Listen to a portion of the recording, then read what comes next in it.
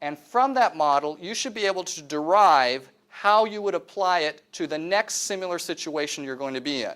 That's very important to us because we want you to then take it back to the workplace. So if it's a course on management and supervision, and we go over how you do performance appraisal with employees and how you motivate employees, and we have an experience and we reflect on why people respond, and we put together a motivation model, we expect you can take that model back to your workplace and derive the steps that you would do to be the most effective manager when faced with situations like that.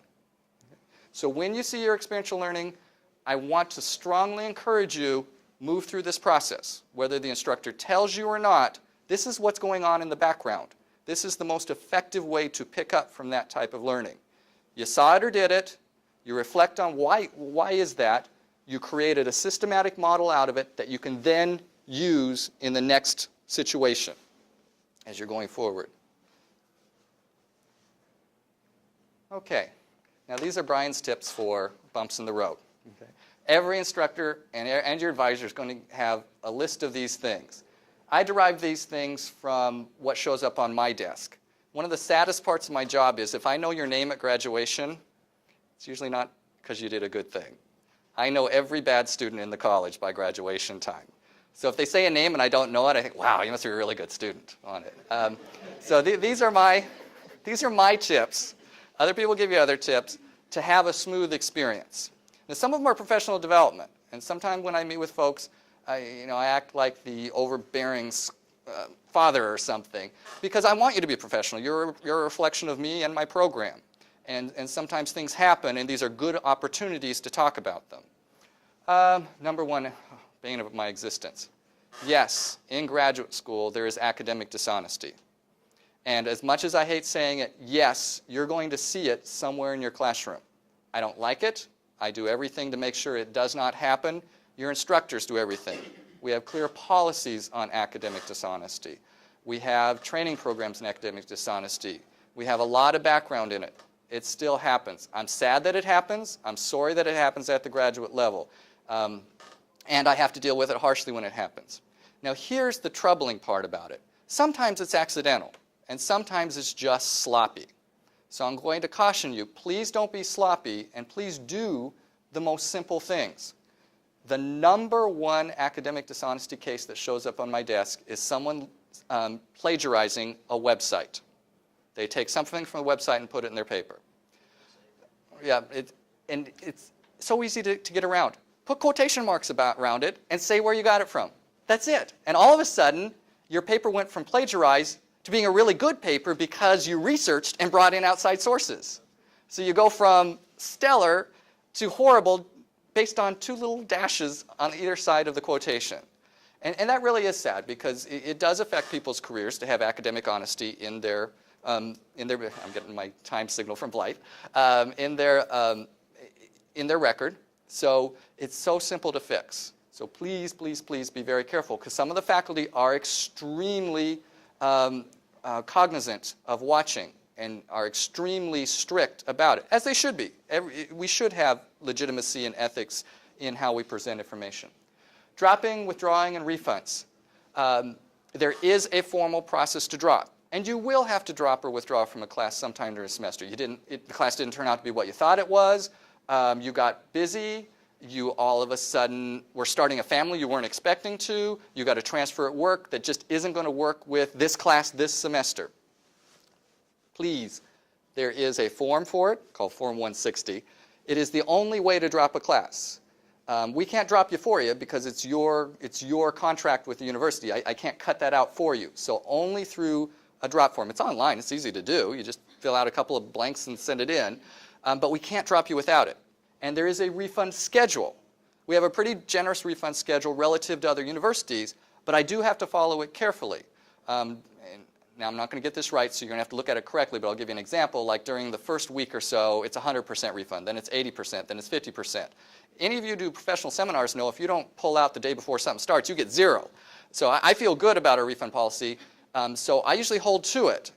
And I know sad things happen along the way, but you need to be aware of it and make sure that you withdraw to your greatest benefit for it. Missed communications. We have an official email system. All of you either have been or will be assigned a udallas.edu email address. Email is our official communication mode, so we expect that when we send out an email that you will receive it and read it. One of the reasons we went with the udallas.edu is because so many emails were getting pushed back by firewalls and spam things at corporations, in different systems. So we know that by sending it to this system, you have it there. Now, you can have that system forwarded to your other emails. That's perfectly fine. But please watch your communications. That always causes trouble when somebody missed something. Being a bad team member. If you didn't catch it during my little talk about experiential learning, I said team a couple or 3 or 4 times. A lot of experiential learning is interacting with others. People are counting on you. Please be a good team member, because the faculty do have to take those other people into account. And if it's harming their learning or their performance, they're going to have to pull you out of there. And there's nothing I can do about that. So be a good team member. Understand the role of the other people, too, on it.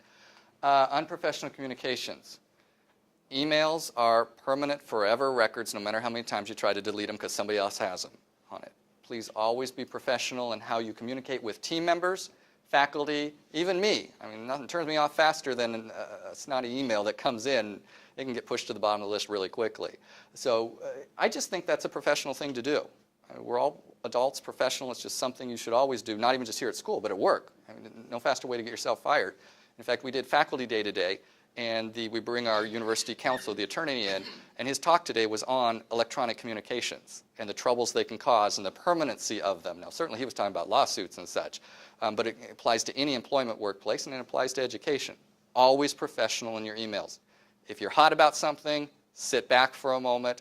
If you read something you think, ooh, that sounds bad, it really probably does. Erase it out and go with the most straightforward approach you can. Too late with feedback. If you start seeing yourself in trouble, do something about it immediately. There comes time in the semester where I can't help you, your advisor can't help you. But if it's early enough, all of us can. Whether that's getting you out of that class so we can get you into another one, whether it's getting you to one of the tutors or the coaches to help you through the class. There come certain dates, though, in the semester where there are no ways to get out of it. The semester has already been done, the grades have already been recorded, and you can't rewrite history on it. Expecting extra credit or incompletes. This is graduate school, not undergrad, so extra credit is not something that most faculty members get excited about. In fact, in my syllabus, it's not even an option. That's true for everybody else. Know your syllabi, know your performance expectations, know that that's what you're trying to deliver. Incompletes, rarely done. Some of the most unhappy moments in the semester, this is the end of summer, so I've got them all over my desk at the moment. I don't got a lot, I got a couple. But they're unhappy because there are really only certain times when incompletes happen. And usually the unhappy ones are the people who didn't seek help fast enough, and we're already too late. Semester ended a week ago. I can't do an incomplete right now. And incompletes only happen when there's been an emergency at the end of the semester that was unforeseeable. Getting yourself in too deep 6 weeks into the semester will never lead to an incomplete on it. So don't count on that as a safety net. Not knowing your own degree program. This is really something that I want to emphasize to you. Know your degree program. Yes, the advisor's there to help you. Yes, they can answer questions. Yes, they'll try to get you to understand your degree plan sheet. But you have to know your degree program. If you're in marketing, what's required for marketing? What are the classes I have to take? What's the schedule or the rotation on which they're being offered? Because this is your investment. So it's important to know your investment. And then my favorite awful one, and the faculty aren't agree with me on it. Someone will, someone won't. Acting like a customer. Some faculty love to use the analogy, well, you're a customer, and so you need to be treated like a customer. To me, that's the biggest insult in the world. Analogies are great to learn or understand something you haven't seen before. But students are students and customers are customers. And the rights and responsibilities owed to a student and the rights and responsibilities owed by a student are much more enhanced than being a customer. Being a customer commodifies your education, and it's like shopping at Walmart. And the actual educational experience is nothing like being a customer at Walmart. At Walmart, they don't grade you on how well you pushed your shopping cart up and down the aisles. It's not their purpose. We're really and here's the other part that I don't like, we're really a not-for-profit charitable organization with a mission. If anything, you're more like a client. You're more like a client of a not-for-profit, where they have a mission to serve a particular client group. and there's an enhanced responsibility on both sides for it. That's probably a better analogy for you. So one of the things I ask you to do, please never approach me and say, I'm a customer and you need to do this, because that'll be the first time I send you out my door. Because you're a student and you're owed certain responsibilities and rights, and you have certain rights and responsibilities on it. So I want to emphasize that customer is something lesser, and it's not a good way to think about education unless you want commodification of education on it, and that's not good for any of us. Okay, resources. We want to help you succeed. It does no good to be happy and say hi today and then have you fail along the way. We want to help you succeed in the classroom, and we want to help you succeed with your goals. So these are things you should keep in mind because they're available to you. Learning communities. The animals today had a purpose. Hopefully you noticed some other people who had your same animal. One of the things we found early in education is that you are more successful when you first start out if you have a social network group who you can lean on for network and social interaction and classroom questions and interaction, peer learning. Those folks are there for you as a designated starting point. You may or may not ever draw on them, but they're there for you. And it's a hope that you can be supportive to one another on it. Learning centers and coaches. We have identified particular areas that are especially troublesome for students. Accounting, finance, and statistics. And so we designated a location, both online and on campus, and identified specific coaches to help in those areas. And one of them is in the back of the room here. There's Dale Gillum. Dale is one of our coaches in the statistics area, and Dale's been with us since spring, Dale? So almost 3 semesters now as a coach. And Dale is joined by 2 other coaches, Mr. Joe Olivetti from our finance area and Ms. Susan Loy from our accounting area. You'll receive information on contacting them. They're available virtually, and they're available down in the coaching room. The coaching room is in the Blakely building. If you've been out on the mall, it's the one right to the left of us, a glass atrium kind of building. The upstairs is your lounge. You can go in there. It's got Wi-Fi. It's got plugins for your laptops. It's got a nice table, places to sit. And the downstairs is a computer lab with peripherals and a coaching room, which I've seen Dale doing coaching even with a projector and more than one student there working on it. So we found it extremely helpful for the students who have difficulty in the quantitative areas on it.